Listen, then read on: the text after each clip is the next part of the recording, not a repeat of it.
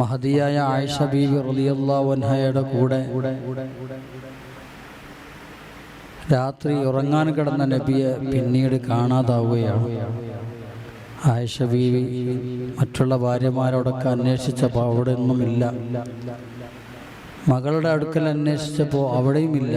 അങ്ങനെ മഹദിയായ ആയിഷ ബീവി റളിയല്ലാഹു അൻഹയും മകളാവുന്ന ഫാത്തിമ റളിയല്ലാഹു അൻഹയും അവരുടെ ഭർത്താവാകുന്ന അലി റളിയല്ലാഹു അൻഹും കൂടി അന്വേഷിച്ച് പള്ളികളിലൊക്കെ അന്വേഷിച്ചു. അങ്ങനെ അവിടെയും കാണുന്നില്ല. അപ്പോഴാണ് ജന്നത്തുൽ ബഖീൽ അൽ ബഖീഉൽ ഗർഖദിൽ ഒരു പ്രകാശം കാണുന്നത്. മഹാനായ അലി ഇബ്നു അബീ ത്വാലിബ് റളിയല്ലാഹു അൻഹു പറഞ്ഞു, മാ ദാക ഇല്ലാ നൂറു നബീന മുഹമ്മദിൻ സല്ലല്ലാഹു അലൈഹി വസല്ലം. ആ പ്രകാശം അത് റസൂലുള്ളാഹി സ്വല്ലല്ലാഹു അലൈഹി വസല്ലം തങ്ങളുടെ പ്രകാശമാണ്